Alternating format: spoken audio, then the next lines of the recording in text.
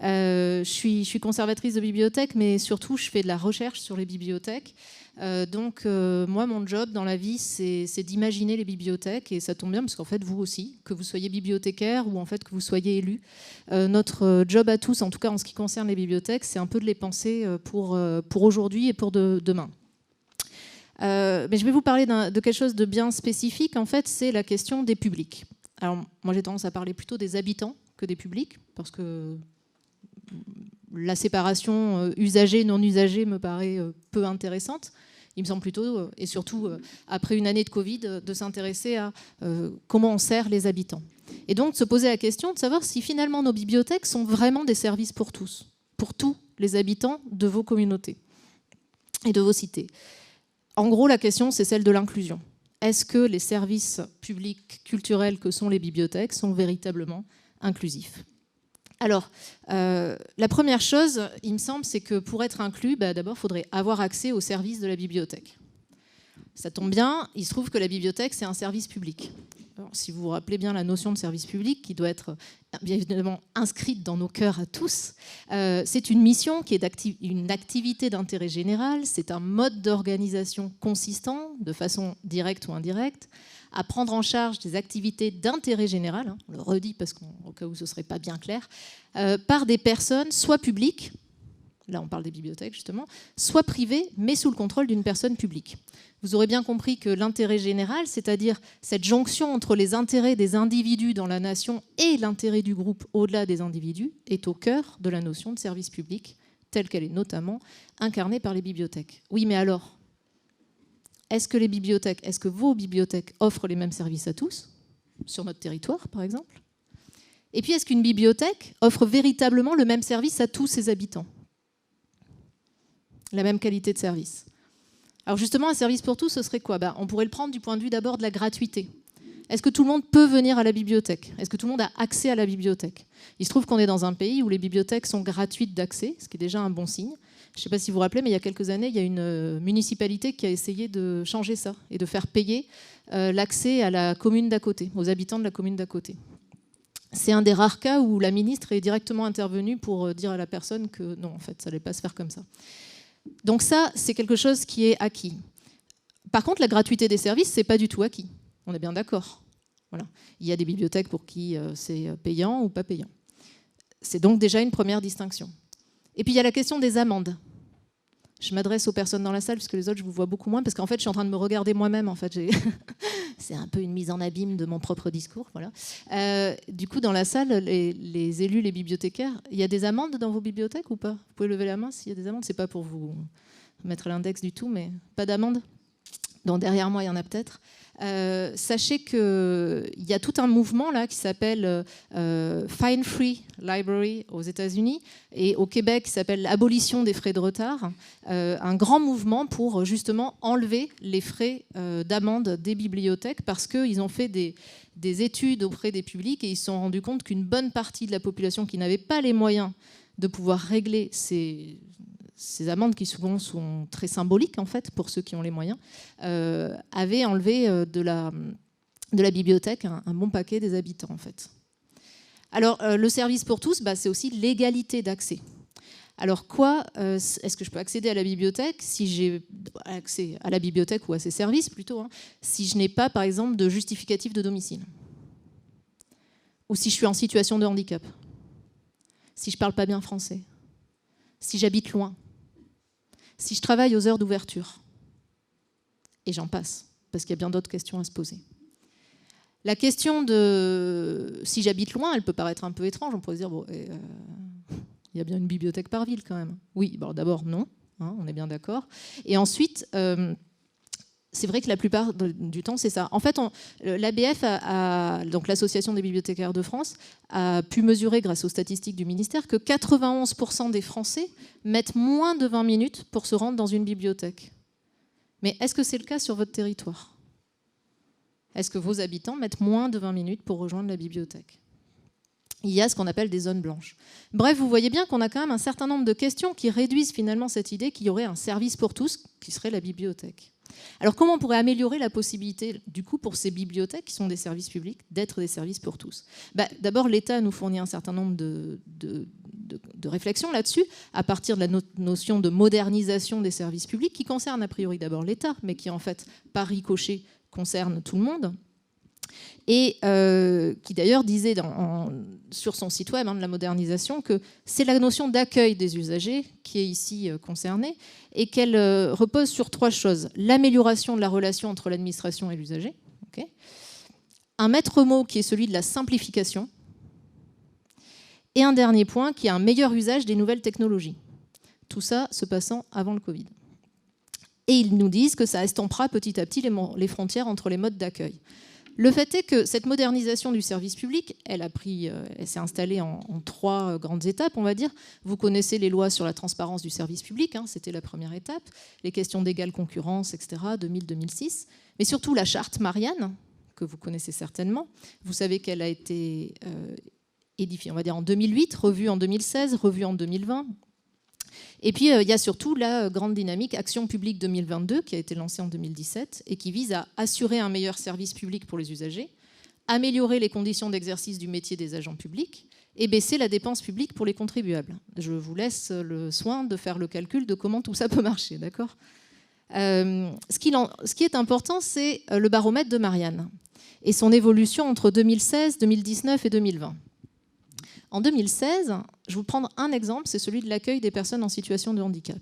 En 2016, on mesurait une chose qui était faciliter l'accomplissement des démarches pour les personnes à mobilité réduite. En 2019, on facilitait l'accès aux démarches pour les personnes en situation de handicap, vous voyez l'évolution déjà, et nous accueillons de manière adaptée les personnes en difficulté. Et puis si je prends Marianne 2020, qui est la nouvelle démarche, la charte Marianne n'existe plus, maintenant c'est la démarche Marianne 2020, il n'est plus écrit, il n'est plus posé la question du handicap en particulier, il est dit vous bénéficiez, donc c'est un engagement envers les usagers, vous bénéficiez d'un accompagnement adapté à votre situation personnelle. En fait, tous nos services publics évoluent donc depuis 2016 avec l'idée qu'on doit pouvoir prendre en compte et de plus en plus les situations spécifiques des personnes. Question, du coup, est-ce qu'on peut faire un service public adapté? Un service public spécifique? Est-ce qu'on peut inclure sans distinguer? Alors, parmi les bibliothécaires, sachez qu'il y en a qui pensent que non, qu'à trop vouloir spécifier les publics, on risque de renforcer leur exclusion. C'est un risque, et donc la position notamment d'Aline Le Seven, qui est une bibliothécaire qui a fait une étude sur cette question, disait l'accessibilité à un public spécifique ne peut pas être une réponse spécifique. Mais cette réponse-là, elle date de 2006. Donc même avant cette évolution de la prise en compte des individualités au sein de la réception des services publics. Alors peut-être qu'il y a une autre solution qui serait inclure en distinguant. Est-ce qu'on peut inclure en distinguant ? Je vais prendre un exemple d'une bibliothèque au Québec. Il y aurait des exemples en France, mais je prends cette bibliothèque-là parce que j'ai eu l'occasion de discuter avec eux. C'est la bibliothèque de Mirabel, c'est une petite ville au Québec. Et en fait, ils ont décidé de proposer un service dédié comme entrée vers les services pour tous. Et notamment, ils travaillent avec l'accueil des enfants en situation de handicap. Qu'est-ce qu'ils font ? Ils bloquent la bibliothèque le samedi matin sur une ouverture, genre qui doit être 9h, 10h. Pendant cette heure-là, elle n'est pas ouverte aux autres habitants, la bibliothèque. Elle n'est ouverte qu'aux enfants en situation de handicap et à leurs parents. Et pendant ce temps-là, ils coupent un certain nombre de lumières, notamment pour les enfants sous le spectre, comme on dit. Ils éteignent le bip d'entrée. Vous savez, à chaque fois qu'on rentre dans la bibliothèque, ça fait un petit bip. Vous ne le voyez pas, vous ne l'entendez pas, eux, ils l'entendent. Ils coupent la photocopieuse, parce qu'en fait, elle fait toute la journée. Et etc., etc. L'idée, c'est quoi ? C'est que ces enfants, ils s'habituent à être dans la bibliothèque et que ça devienne un lieu sécurisant.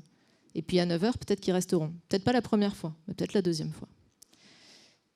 Donc, entre inclure sans distinguer et inclure en distinguant, on peut peut-être trouver une réponse mixte. Bon, les bibliothèques développent beaucoup aujourd'hui des espaces quand même qui sont distingués, des espaces faciles à lire, des collections audio, des collections en braille, etc. Puis des animations dédiées, comme les ateliers d'alphabétisation, les permanences santé, les services sociaux, etc. Mais se développent de plus en plus des bibliothèques multiservices, bibliothèques centres sociaux. Et puis je vous encourage à aller voir le projet de la bibliothèque de Vaux-en-Velin, là, à côté de Lyon, qui est un projet de bibliothèque multiservice. J'en profite pour dire quand même un mot que la dématérialisation qui est au cœur de l'action publique 2022 et qui a mené d'ailleurs à la création de services publics de proximité, il y en a un exemple en Vendée par exemple, a été fortement critiquée par le défenseur des droits comme produisant une grande fracture numérique et nous invite quand même à réfléchir quand même sur cette question-là. Mais je ne vais pas poursuivre plus loin pour dire que, je disais donc qu'être inclus, c'est donc avoir accès aux services de la bibliothèque. On a vu peut-être les conditions et les questions que ça pose. Oui, d'accord, mais encore faut-il pouvoir y rentrer dans la bibliothèque. C'est là où normalement vous auriez vu sur mon PowerPoint la magnifique affiche du jour d'après de Roland Emmerich, qui a l'air comme ça d'avoir rien à voir avec les bibliothèques, mais où en fait il y a une très belle scène d'un SDF avec son caddie et son chien qui veut rentrer dans la bibliothèque pour se protéger, et on lui dit jamais de la vie, d'abord 1, t'as un chien, 2, t'as un caddie. Sous-entendu, donc t'es pas très propre. Il finit par se réfugier quand en fait il y a une grande vague qui arrive et c'est en gros le dernier à rentrer dans la bibliothèque avec son chien, soyez rassurés, aucun chien n'est maltraité dans l'histoire, mais son caddie en revanche lui, il est perdu. Parce que la bibliothèque c'est un lieu d'abord. Alors c'est un lieu, c'est un lieu physique. On est dans un pays où on a vraiment beaucoup de chance parce que c'est un pays de bibliothèque avec une politique de construction ou de rénovation très forte. J'ai pendant 10 ans été chargée de relations internationales d'une école de bibliothéconomie et je peux vous dire que c'est assez exceptionnel. On est aussi un pays où les bibliothèques ont réouvert, tout le monde ne le sait pas, mais enfin quand même, on était réouvert dès le 11 mai 2020, ce qui est quand même exceptionnel. C'est donc un lieu physique, forcément, puisqu'on rouvre dès le 11 mai 2020, c'est bien qu'on signifie que c'est un lieu physique avant tout. Et puis de toute façon, on le sait, on l'a expérimenté, la bibliothèque en ligne ne remplace pas le besoin de bibliothèque physique. Ça, je le dis au cas où il y aurait des gens qui se diraient que du coup, on peut se passer de lieu physique.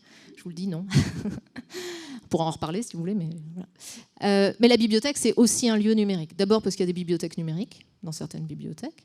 Il y a des accès à des collections numériques ou à des services numériques. Et puis la bibliothèque en situation de pandémie, en situation de confinement, on l'a vu, pas forcément la bibliothèque numérique, mais c'est de la bibliothèque à distance.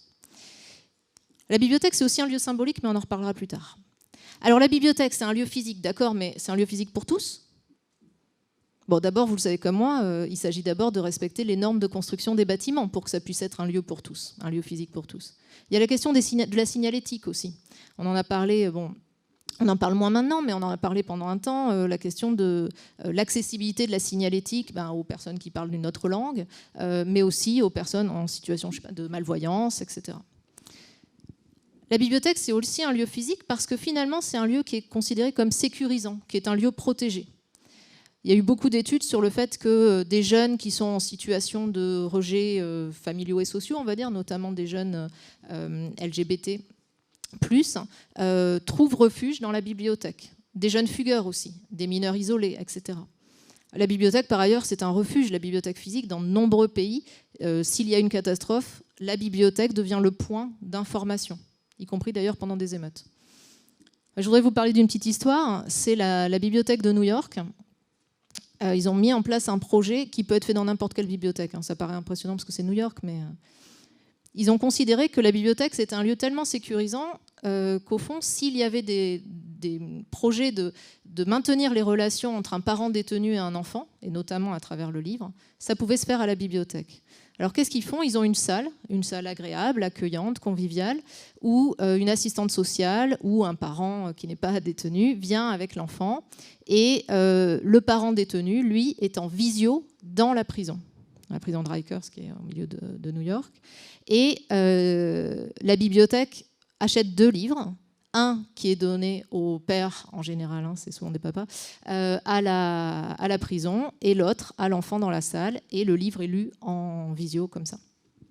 C'est ça aussi une bibliothèque. Et puis la bibliothèque, c'est aussi les horaires, d'accord ? Donc je ne vais pas revenir dessus, on a parlé de la mission d'Éric Orsena, mais qui en gros finit par il faut ouvrir plus les bibliothèques. Du coup, c'est un lieu physique pour tous. Oui, mais alors qu'est-ce qu'on fait quand il y a des publics violents ?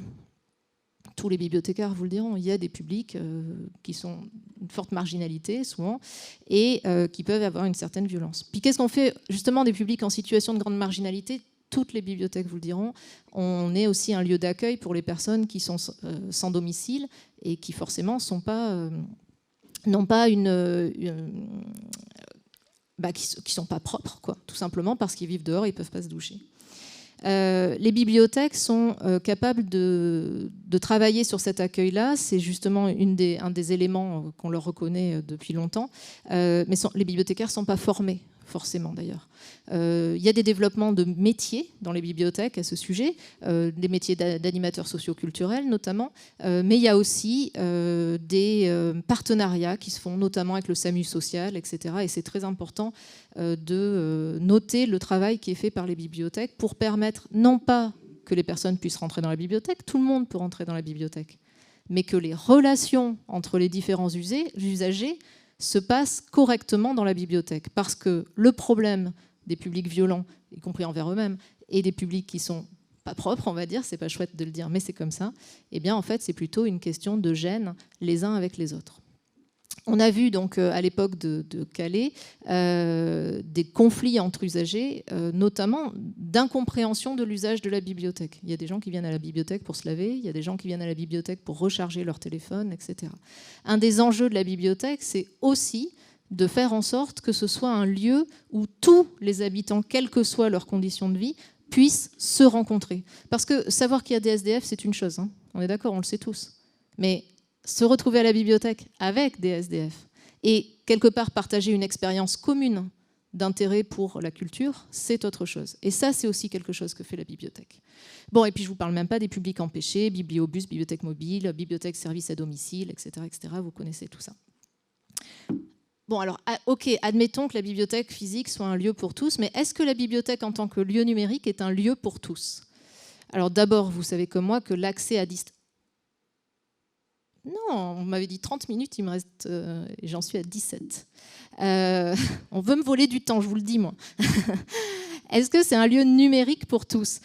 Vous savez comme moi que les questions matérielles, accès à distance, sont un frein évidemment à l'extension, au fait que ce soit un lieu numérique pour tous. Et en même temps, ça a permis une extension du public. Donc il y a quand même quelque chose d'intéressant là-dedans. Mais le lieu numérique, c'est pas seulement ça, c'est aussi la question de l'accès aux modalités du distanciel. Vous faites vos animations, votre heure du compte sur Discord?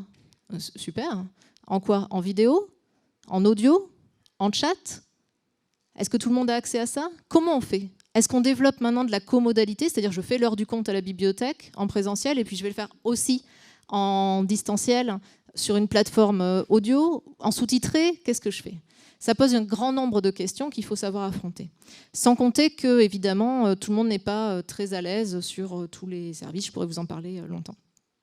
Et puis, un accès sécurisé et sécurisant, ça vaut aussi en ligne. La question des données, des personnes qui viennent s'inscrire sur vos plateformes, bien sûr. Moi, enfin, les trolls, l'attention, etc. Mais moi, un truc qui m'intéresse beaucoup, c'est la question des interactions anonymes. Je n'ai pas envie, je vous le dis tout de suite, que ma gamine aille suivre une heure du compte sans que je sache qui sont les autres personnes en ligne qui peuvent interagir avec elle. Comment la bibliothèque va travailler maintenant sur le fait de laisser l'espace numérique ouvert à tous, tout en garantissant des questions de sécurité. Tout ça, ça fait partie de ce qu'il faut voir. Alors, être inclus, c'est avoir accès aux services de la bibliothèque. Encore faut-il pouvoir y rentrer? Oui, mais pas seulement. Il faut pouvoir y faire société. Comme je vous disais, la bibliothèque, c'est un lieu symbolique. Un lieu symbolique, d'abord parce que c'est un espace public. On doit pouvoir y faire circuler des humains, des objets et des idées. On a vu pendant le confinement, cessation totale de la bibliothèque comme espace public, puis petit à petit reprise.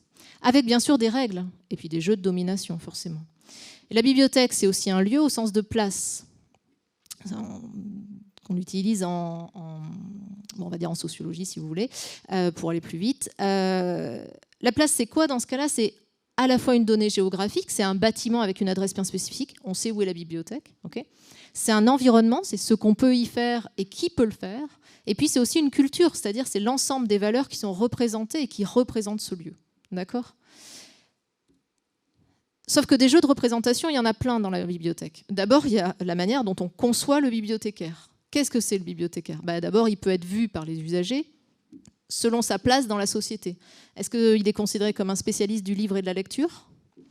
Ça fait en général un peu râler certains bibliothécaires. Est-ce qu'il est vu d'abord comme un fonctionnaire? Ça fait râler les non-bibliothécaires. Est-ce qu'il est vu d'abord comme un habitant? Ça, c'est moi que ça fait râler, parce que souvent, quand même, il y a des bibliothécaires qui n'habitent pas dans la ville où ils travaillent, donc ça pose quand même un certain nombre de questions. etc., etc. Peut-être que le bibliothécaire, il peut être vu selon son rôle dans la bibliothèque, selon son statut. D'ailleurs, qui c'est qui accueille en vrai?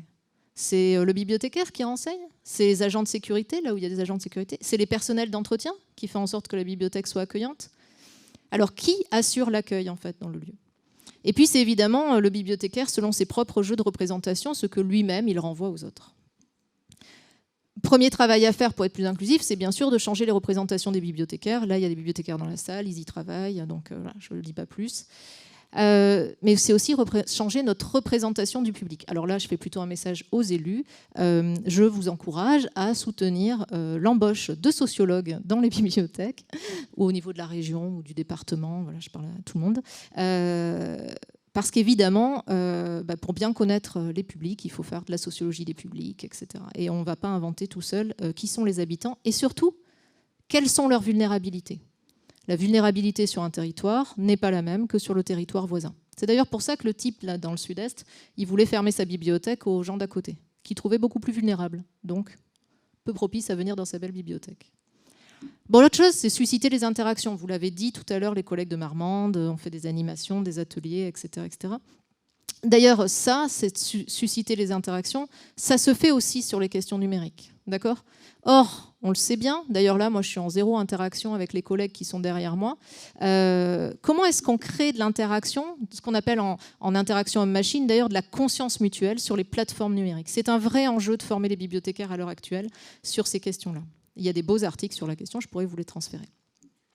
Mais mieux que ça, un élément qui est donné et qui revient régulièrement dans la charte Marianne en prenant une place de plus en plus importante, c'est la question de si on veut faire société, il faut faire partie de cette société. C'est-à-dire il faut qu'on ait aussi voix au chapitre. Ça tombe bien, on est en démocratie, donc ici on peut parler. Il faut donner la parole, ouais, sauf que c'est plus facile à faire, enfin à dire qu'à faire. À faire, ça c'est mon rêve, mais c'est plus facile à dire qu'à faire. D'abord parce que nous avons une société où il y a un certain nombre de personnes et d'idées qui sont totalement invisibilisées, ou même inaudibles, pour reprendre des termes de Guillaume Leblanc. Et puis la participation a ses limites. La typologie des publics, vous le savez tous, voilà, qui c'est qui participe, souvent c'est toujours les mêmes, etc. Et puis il y a notamment la question de l'habilité à prendre la parole.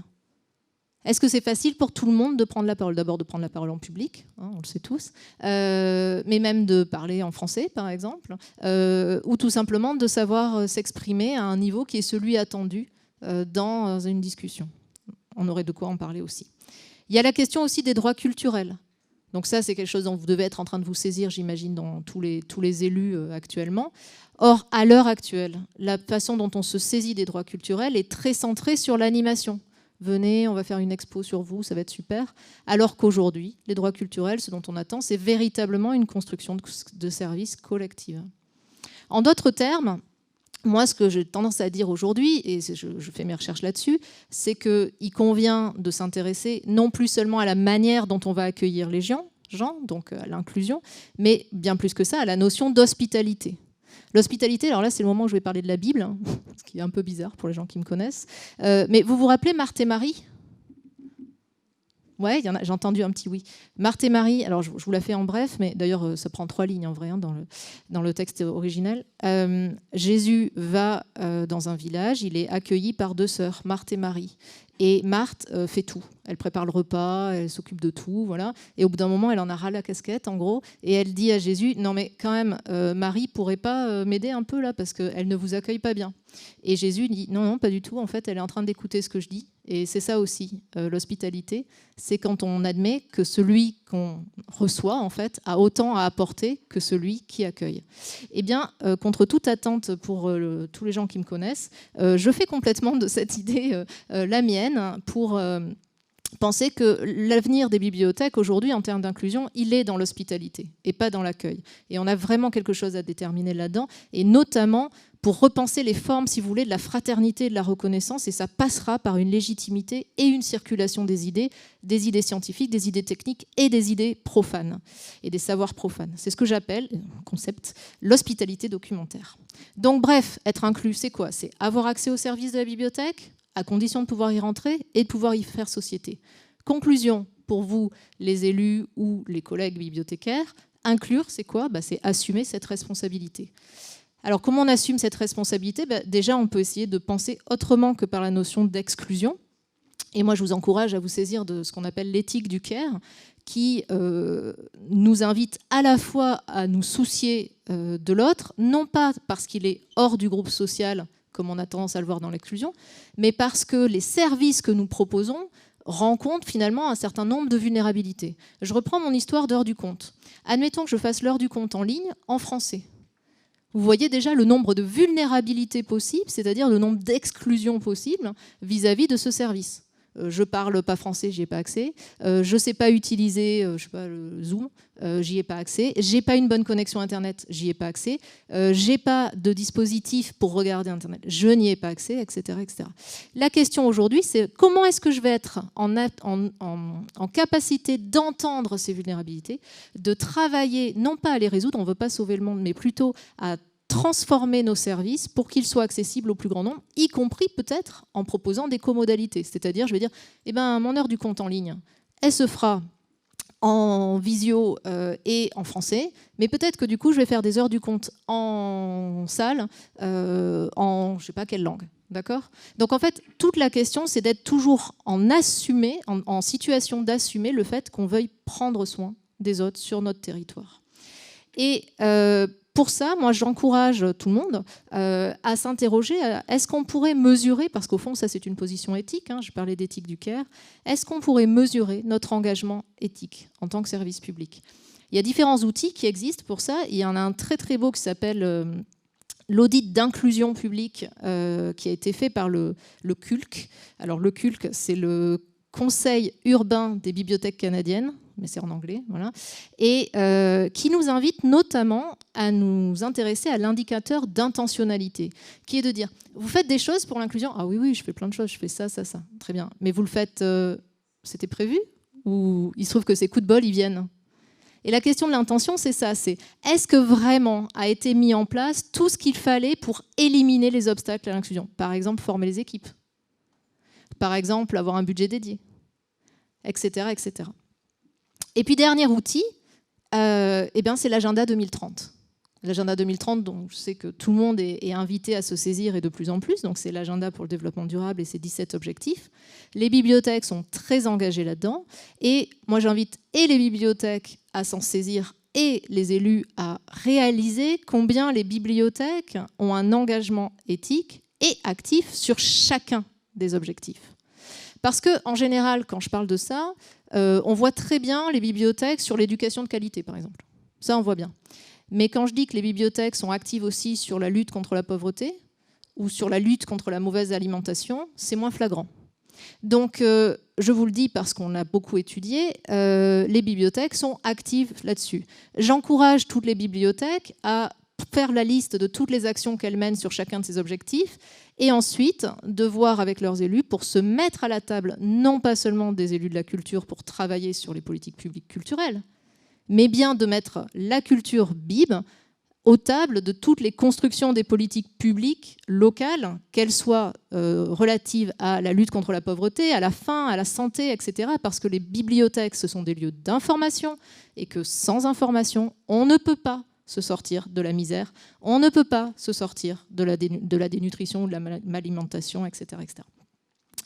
Donc ça, je vous encourage vivement à travailler là-dessus, d'autant plus qu'en 2019, le ministère de la Transition écologique et les autres ministères ont sorti un document qui s'appelle la feuille de route de l'implémentation de l'agenda 2030 en France et que les bibliothèques sont mentionnées dedans comme un relais pour la mise en œuvre de cet agenda 2030. Eh bien, maintenant que je vous ai encouragé à tout ça, je n'ai plus qu'à vous dire merci. Voilà, pour votre écoute.